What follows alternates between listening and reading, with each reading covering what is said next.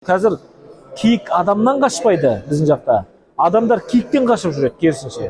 Келет алатын кісілер ұсталмайды, бірақ бұл жерде. Жаңағы біз сияқты ауылдың адамдары, қарапайым адамдар келет пападайт етеді жаңағыға. Бірақ алып жүрген адамдар жоқ, ұсталмайды да, жоқ болып кетеді ар жағында. Киік атпаса да өлекселерді жинап жүріп мүйіздерін кесіп алған қарапайым азаматтар істі болды.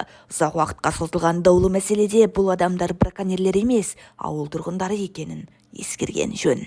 Олар далада қаптап жатқан киік түшкелерін жинау барысында мүйіздерін алып тапсырмақ болған. Бұлардың ішінде қолына мылтық алып сол киікті атқан азаматтар жоқ. Қазіргі таңда қолына қару алып, киікті ату еш мүмкін емес. Өйткені оны дронмен де қарайды, жаңа джиптар беріп қойған ол мекемеге. Мәжіліс депутаты киік мүйізіне қатысты сотталғандардың мәселесін көтерді. Ел ағасы, отағасы, аяғасы істі болып, қиындыққа тап болған көп отбасыға үміт сыйлады.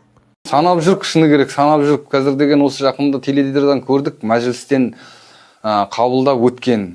Енді сенатқа кетті ғой, заң бойынша қараймыз бәрін. Көп болса бір енді 2 айдың ішінде сенаттан өтетін болар деген ойымыз бар, ойымыз.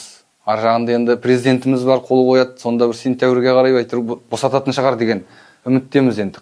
Қатты үміттеніп жүр адамдардың бәрі осындағы.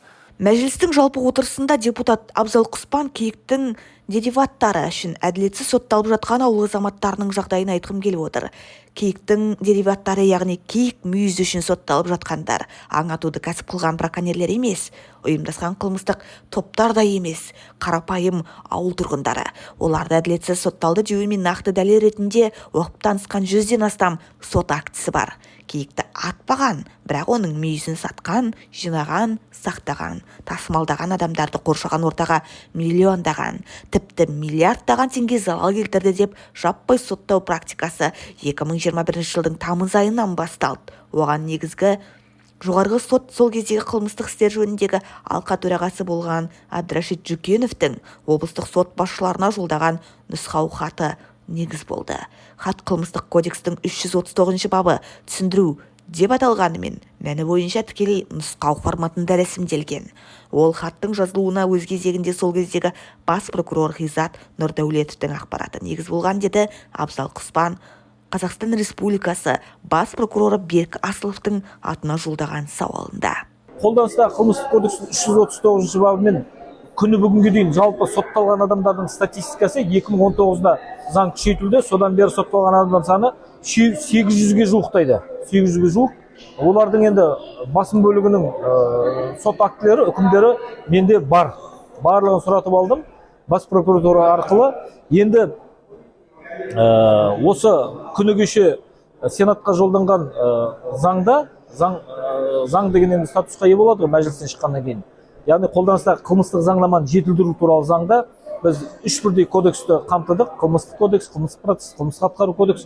Міне осы заң жобасының аясында 339 бапты біз 2-ге бөлдік. Яғни 339 баптың өзі сол күйінде қалды өзгеріссіз, және одан 339 прим 1 деген бапты бөлек алып шықтық. 339 прим 1 жаңа сол сіз барып жолыққан Павлодардағы киіктің мүйізін даладан жинаймыз деп, немесе оны біреуге сатамыз деп, немесе бірден сатып аламыз деп, немесе сақтаймыз деп, немесе мынау такси жүргізушілері соны бір жерден екінші жерге алып барғандығы үшін сотталған азаматтарға қатысты. Бұлардың ішінде қолына мылтық алып сол киікті атқан азаматтар жоқ. Олар болған жағдайда олар 339 баптың өзімен істі болады. Бұл жерде мен зерделеген сот актілердің негізгі қателігі ол кез келген қылмыстық іске қатысты қолданылған басты принцип қылмыстық әрекет. Одан келген залалдың арасындағы себеп-салдарлық байланыстың анықталмауы. Барлық жағдайда іс бір сценариймен жүреді, яғни киіктің мүйіздері табылады, іс қозғалып, үкімет тарапынан экология министрлігі мен уәкілетті комитет арқылы киіктің құны шығарылады. Бір киік 2,5 миллион теңге. Ал тергеу органдары мен сот азаматты киікті өлтіру арқылы табиғатқа аса ірі мөлшерде зиян келтіргені үшін соттайды. Ол киіктің өлу себебі анықталмайды. Одан басқа сол сот киіктің мүйіздерінің бір тиындық құны жоқ екені себепті қажеті болмауына байланысты өртеуге үкім шығарады. Соттың да, үкіметтің де әрекеттерінде заң былай тұрсын ешқандай логика жоқ, деді депутат. Және бұл жерде ең басты жаңалық 339 прим 1 бойынша жаза көлемі едәуір жеңілдейді. Екіншіден, мынау экологияға келген шығын, енді өзіңіз көзіңізбен көрген шығарсыз, барған кезде миллиондаған, тіпті миллиардтаған шығын бір адамның мойнына ілініп қойған. Осы шығын толығымен алып тасталады. Ол тек қана 339 баппен, яғни қолына қару алып, осы заңсыз аң аулаумен айналысқан азаматтарға қатысты ғана қолданылатын болады. Қылмыстық кодекстің 5-6 бабының талаптарына сәйкес заң жеңілдетілген жағдайда оның кері күші болады, ал ауырлатылған жағдайда кері күші болмайды. Бұл жағдайда заң жеңілдетілген жерде бұның кері күші болады. Яғни әрбір жазасын өтеп жатқан азаматтар, сотталғандар, сол жергілікті жердегі сотқа арыз береді. Жаңа соттар соған сәйкес жаңа баппен олардың істерін қайтадан саралайтын болады. Сол арқылы жаза көлемінде жеңілдететін болады, және айыппұлдары мен шығындарды алып тастайтын болады. Бұл тұрғыда ол осы жағдайлармен сотталғандардың туыстарымен жүздесіп, Батыс Қазақстан облысы адвокаттар алқасында жиналыс өткізгенін айтты. Бәрінің айтатыны жоғары соттан келген нұсқау хат. Павлодар қаласындағы түрмеде жазасын өтеп жатқандармен кездестім. Ол жерде 58 азамат отыр. Әрқайсысының мойнында ғұмырларында өтеп бола алмайтын залал бар. Осының салдарынан көптеген отбасылар ажырасып жатыр. Ең сорақысы, іштерінде бірде-бір браконьер жоқ, деді ол. Осы орайда Абзал Құспан бас прокурор тарапынан бұған дейін жоғары сотқа жолданған ақпаратты кері қайтаруды сұрады. Енді ол үшін әуелі сенаттан шығу керек, екіншіден мемлекет басшысы оған қол қою керек, содан күшіне енгеннен кейін барып басталады. Енді егер сенаттан аман-есен шығып жатса, менің жоспарым, менің жобам бойынша бұл күзге дейін енді күшіне еніп қалу керек бұл заң. Сол 800 адам барлығына да тікелей қатысы бар. Өйткені олардың ішінде нақты қолына қару алып, киікті атумен айналысқан адамдар жоқтың қасы десе де болады. Қазіргі таңда қолына қару алып, киікті ату еш мүмкін емес. Өйткені оны дронмен де қарайды, жаңа джиптар беріп қойған ол мекемеге, ол жаңа спонсорлардың есебінен. Сондықтан мына киікті бағушылардың саны бізде мынау Батыс Қазақстан облысында өте көп. Сондықтан қазір киік адамнан қашпайды біздің жақта. Адамдар киіктен қашып жүреді керісінше. Сондықтан ондай қолына қару алып, заңсыз атқан азаматтар жоқтың қасы деп отқан себебі сол. Екіншіден, жоғары соттың облыстық сот төрағаларына жолдаған 2021 жылғы тамыздағы нұсқау хаттың күшін жою керек. Үшіншіден, қылмыстық кодекстің 339 бабы 3 бөлігімен шыққан сот үкімдерін талдау жүргізіп, наразылық беруді сұраймын, деді депутат. Азаматтар ақталған күннің өзінде бұрын істі болды деген сөзден қашып құтылмаймыз деп қапаланады.